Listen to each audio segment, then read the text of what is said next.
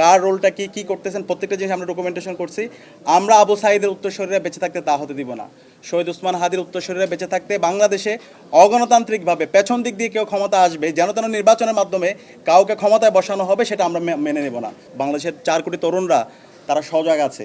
সুতরাং কেউ পেছন দিক দিয়ে ক্ষমতা দখল করা অথবা ইলেকশন ইঞ্জিনিয়ারিং করে ক্ষমতা দখল করার ব্যর্থ প্রয়াস করবেন না। গত 16 বছরে বাংলাদেশে যারা তরুণরা আছে, আমরা যারা 18 বছর থেকে 25 বছরের এই বয়সে যারা আছে, আমরা ভোট দিতে পারিনি।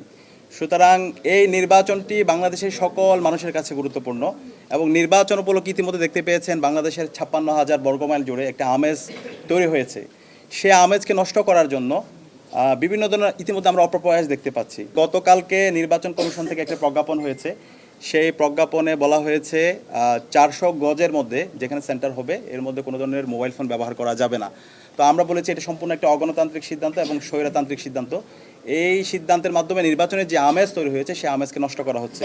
আমরা ফেসিবাদে আমরা দেখতে পেয়েছি এই যে এক ধরনের নির্বাচনের বিমুখিতা, কিভাবে হচ্ছে নির্বাচন থেকে দূরে সরে নিয়ে যাওয়া যায়, এটা কিভাবে হচ্ছে কেন্দ্রগুলোর মধ্যে কারচুপির মাধ্যমে এই নির্বাচনটাকে তারা বাস্তবায়ন করতে পারে, সে ধরনের অপপ্রয়াস আমরা দেখতে পেয়েছি, যেটা 18 সালে এই ধরনের প্রজ্ঞাপন ছিল। তো আমরা হুঁশিয়ার করছি এই জুলাই বিপ্লব পরবর্তী এই ধরনের অপপ্রয়াস কারচুপি নির্বাচন যদি কেউ করতে চায়, সেটা আমরা বাংলাদেশের তরুণরা বেঁচে থাকতে, জুলাইয়ের প্রজন্ম বেঁচে থাকতে আমরা সেটা হতে দিব না।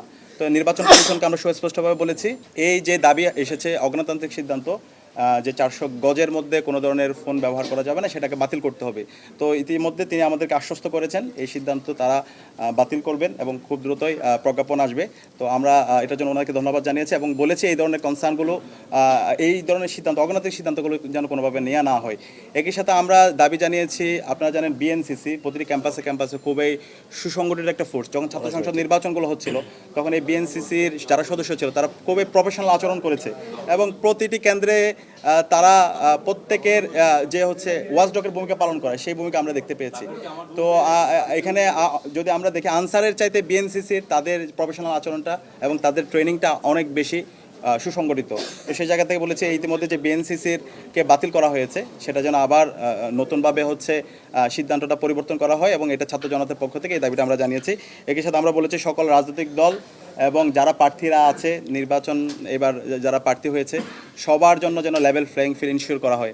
আমরা দেখতে পাচ্ছি বিভিন্ন জায়গায় প্রার্থীদের উপর হুমকি দেওয়া হচ্ছে, হামলা হচ্ছে, বিশেষ করে নারীদের উপর বিভিন্ন ধরনের হামলা হচ্ছে।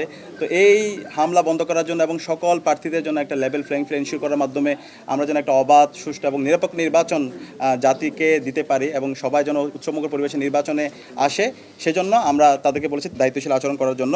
আমরা আশা করছি সবার জায়গা থেকে প্রফেশনাল আচরণ করার মাধ্যমে আমরা এই নির্বাচনটি একটি অবাধ, সুষ্ঠু এবং নিরপেক্ষ নির্বাচনের মাধ্যমে আমরা আগামীর বাংলাদেশের গণতান্ত্রিক ধারাটা অব্যাহত রাখবো।